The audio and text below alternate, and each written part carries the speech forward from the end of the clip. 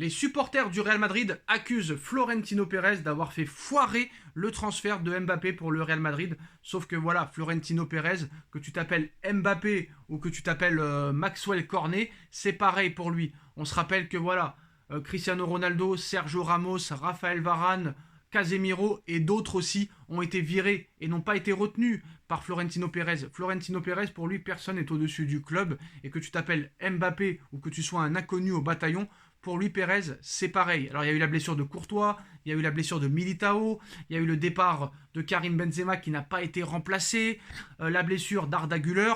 Donc, très clairement, voilà, il est pointé du doigt. À Madrid, on dit que peut-être que Florentino Pérez va faire une année de trop et devrait quitter la présidence du Real Madrid. Mais voilà, très clairement, Florentino Pérez va rester à Madrid au moins encore pendant une saison. Alors, le fait est que le transfert a foiré pour le moment, hein. Apparemment, les projets de Pérez, c'était d'avoir Mbappé l'été prochain. Sauf que si Mbappé prolonge, quoi qu'il en soit, Pérez devra payer l'année prochaine. Parce que si Mbappé prolonge jusqu'en 2025, s'il le veut à l'été 2024, Florentino Pérez devra payer quoi qu'il en soit.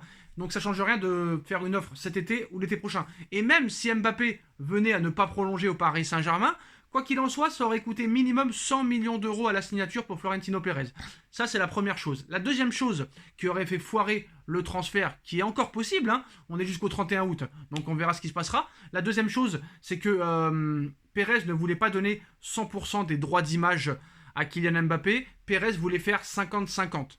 Donc la FFF avait baissé le pantalon devant Mbappé. Paris baisse le pantalon devant aussi Mbappé.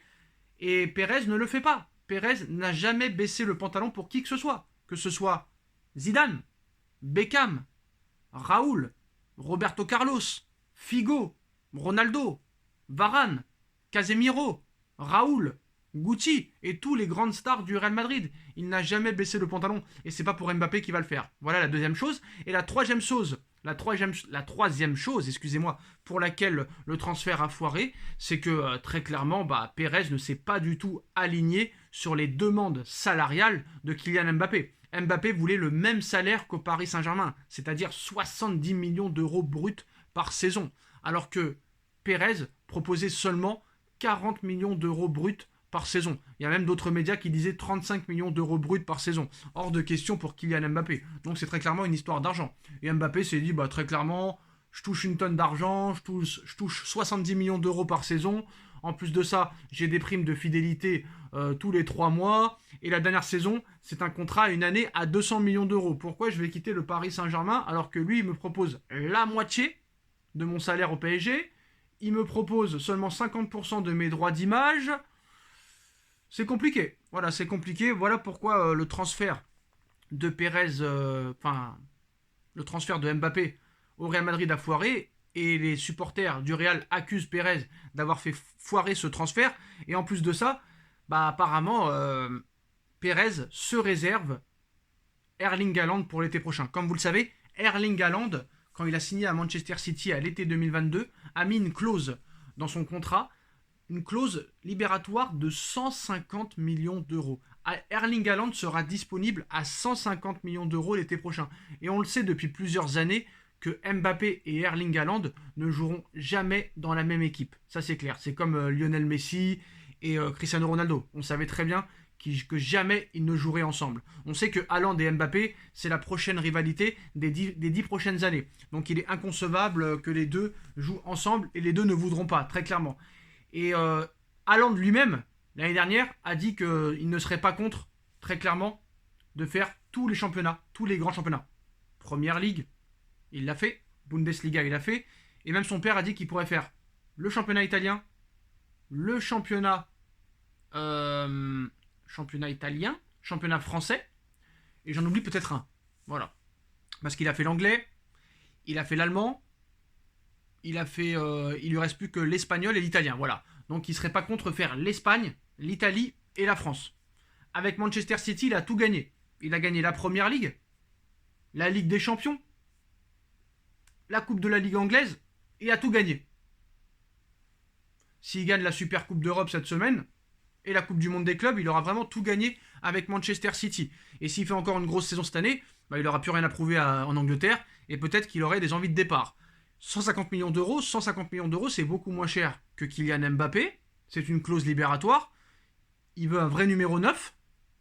Haaland ne ferait pas d'ombre à Vinicius ni à Rodrigo. Donc ce serait peut-être parfait pour lui.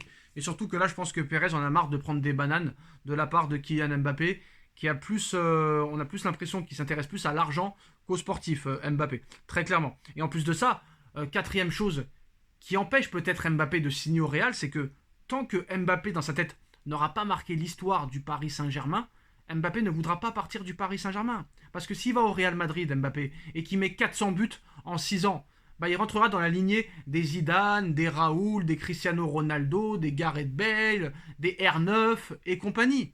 Aucun intérêt pour lui.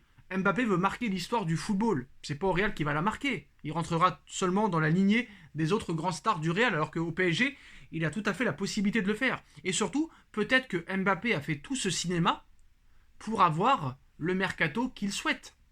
On verra si le 31 août, c'était vraiment le mercato qu'il souhaite. Mais bon, il demandait l'année dernière le départ de Verratti et de Neymar. Il aura gain de cause cet été. Il voulait un numéro 9, il l'a pas eu l'année dernière. Là, il l'a avec Gonzalo Ramos. Il voulait franciser l'équipe. Ça n'a pas été fait l'année dernière. Là, Ousmane Dembélé français, Lucas Hernandez français et peut-être Randal Colomwani et Bradley Barcola vont arriver. Là aussi, c'est les faveurs qu'il a demandé. Donc est-ce que le Paris Saint-Germain baisse le pantalon devant Mbappé? C'est fort possible, on ne sait pas. Il voulait aussi un gros milieu de terrain. Et s'il amène en plus Bernardo Silva, bah c'est peut-être pour ça qu'il a annoncé qu'il ne prolongerait pas. Très clairement, c'est pour peut-être faire bouger le cul aux dirigeants parisiens. Ceux qui ne sont pas contents que Verratti et Neymar s'en aillent, allez supporter Al Hilal si vous n'êtes pas content. Moi je suis très content que Verratti et que Neymar ne soient plus là. On va enfin pouvoir parler football. On va enfin voir des mecs qui se battent sur le terrain. Donc tous les petits footix qui ne sont guère contents, qui ne sont pas contents et qui sont dégoûtés du départ de Neymar et de Verratti, allez supporter Al Hilal. Et vous serez contents de les voir. Au revoir, adieu et à jamais. Au revoir et à jamais. Donc voilà. Donc peut-être que Mbappé en fait est le vrai directeur sportif de cette équipe et le vrai directeur sportif compétent. Parce que Luis Campos n'est pas compétent. Et peut-être que Mbappé, en faisant tout ce ramdam et ce cinéma, a fait bouger les fesses des dirigeants parisiens et du président Nasser Al-Khelaifi. Donc on verra très clairement si c'est positif. Très clairement, en plus de ça, il y aura un remplaçant à Verratti, il y aura un remplaçant à Neymar. Le mercato est loin d'être fini du côté du PSG, donc ça va être intéressant de suivre ça jusqu'au 31 août prochain. Même le dossier Mbappé est loin d'être fini. Mais très clairement, voilà, c'est peut-être sur ça qu'on va. Peut-être que Pérez en a marre on va dire des caprices de Mbappé et il voit que Haaland est disponible l'année prochaine, qui ferait pas de problème et qui ferait pas non plus d'histoire avec Vinicius et Rodrigo, que ça coûterait moins cher, que c'est plus facile à acheter vu qu'il y a une clause libératoire. Voilà, très clairement. Voilà les postos, c'est la fin de cette vidéo. Dites-nous en commentaire ce que vous en pensez. On like, on partage, on commente, on s'abonne et on se retrouve très vite pour une nouvelle vidéo. Tchuss.